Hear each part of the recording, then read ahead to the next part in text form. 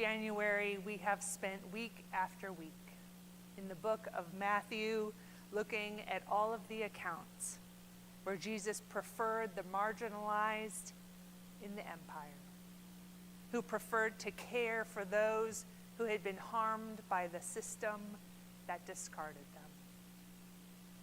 Jesus preferred to tend to those who had been stripped of their dignity, and he didn't stop there.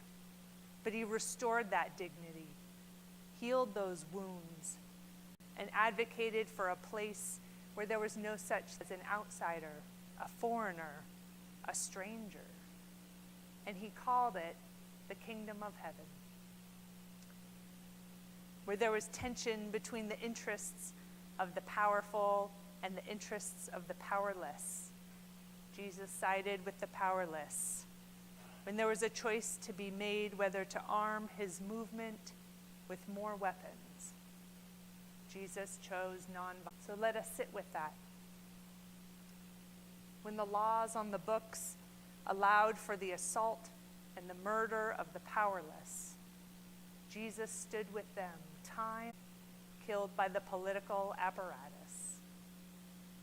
That baton then of standing firm and immovable in the face of danger for the sake of others was then passed to Mary and Mary Magdalene, and tonight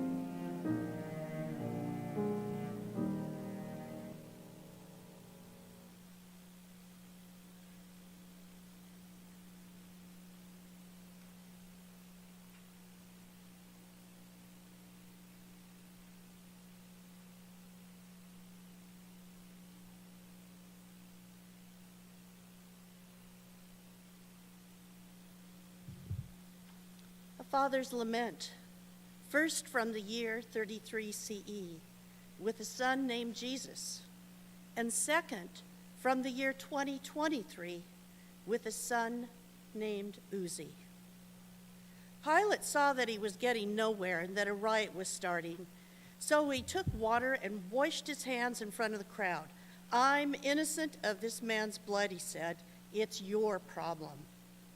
All the people replied, "Let his blood be on us and on our children." Then he released Barabbas to them. He had Jesus whipped and then handed him over to be crucified. As they were going out, they found Simon, a man from Cyrene. They forced him to carry his cross. When they came to a place called Golgotha, which means skull place, they gave Jesus wine mixed with vinegar to drink. But after tasting it, he didn't want to drink it. After they crucified him, they divided up his clothes among them by drawing lots. They sat there, guarding him. They placed above his head the charge against him. It read, "This is Jesus, the King of the Jews." They crucified him with two outlaws, one on his right side and one on his left. From noon until 3 in the afternoon, the whole earth was dark.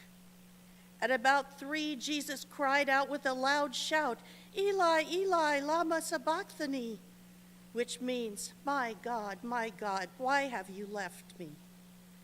After hearing him, some standing there said, "He's calling Elijah."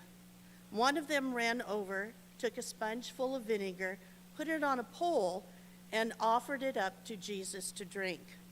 But the rest of them said, "Let's see if Elijah will come and save him."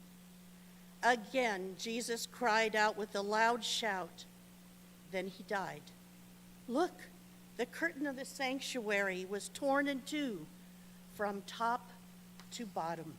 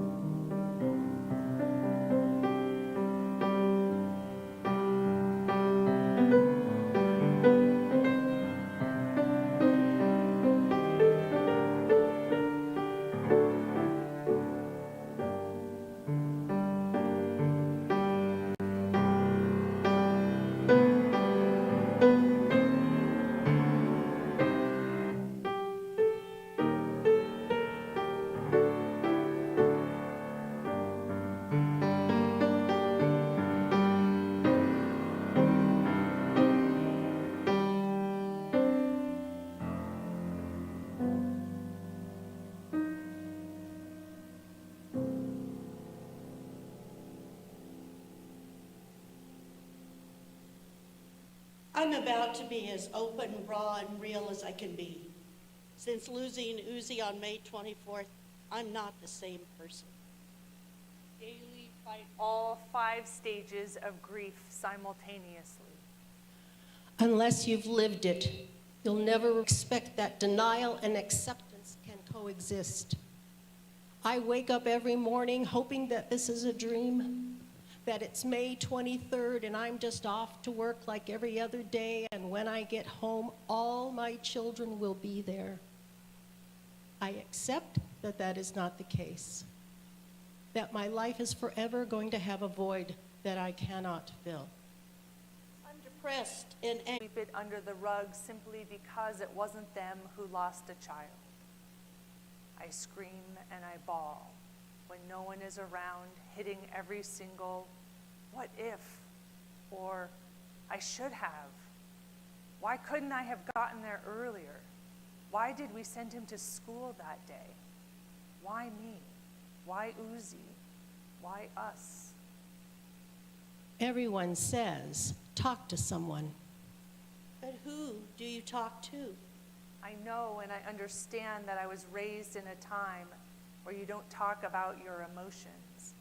And while I've made sure that my own boys have never had to feel it, it's embedded within myself.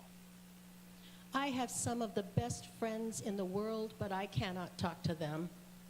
I can't get one of them on the line and just scream until there is no sound.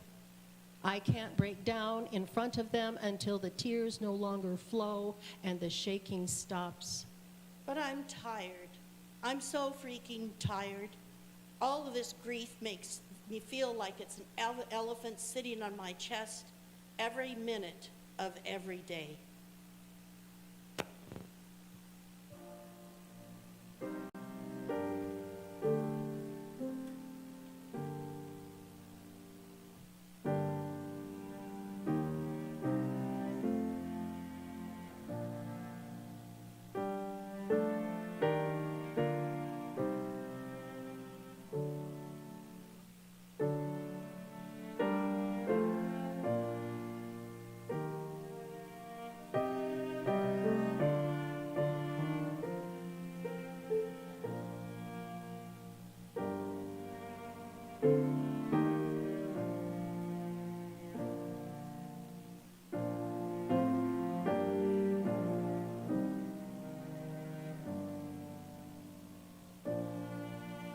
Anger and the horror in order to come out on the other side because our avoidance does not serve us well. We enter these dark spaces, not to be swallowed by them, but to claim that communion with Christ is more about the courage to fight than it is about the consolation for the grief. Union and co-union and communion with Jesus makes a house within us so that we might settle in and be right at home where we are, present with ourselves, clear of mind, so that we might not go looking for a home somewhere else, like Judas who looked the other way, or like Pilate who was in a position to do something and didn't, or with the very ordinary people in the crowd that day who were willing to sacrifice Jesus to court the governor's goodwill, or the armed enforcement who were just following orders. Instead, let us find our home with Mary and the women, the centurion and company, with Joseph from Arimathea. They are not passive witnesses to the terror. They are the saints holding the line in the face of it. So come to this table, you Marys. So come to this table, you centurions. Come to this table, you Josephs. The communion of Christ awaits you.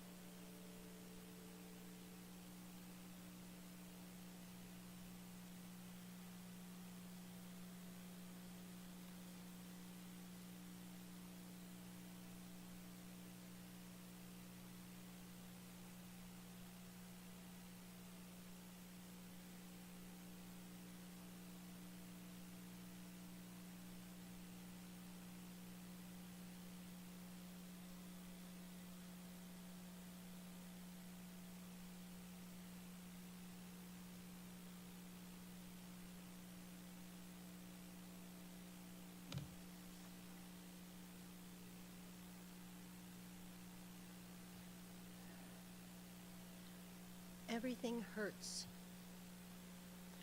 Our hearts shadowed and strange, minds made muddied and mute, we carried tragedy, terrifying and true, and yet none of it is new. We knew it as home, as horror, as heritage. Even our children cannot be children, cannot be. Everything hurts. It's a hard time to be alive, and even harder to stay that way. We are burdened to live out these days while at the same time blessed to outlive them.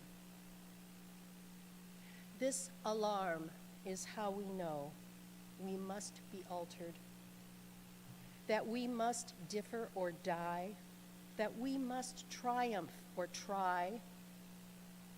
Thus, while hate cannot be terminated, it can be transformed into a love that lets us live. May we not just grieve, but give. May we not just ache, but act. May our signed right to bear arms never blind outsight from shared harm. May we choose our children over chaos. May another innocent never be lost. Maybe everything hurts, our hearts shadowed and strange. But only when everything hurts, may everything change.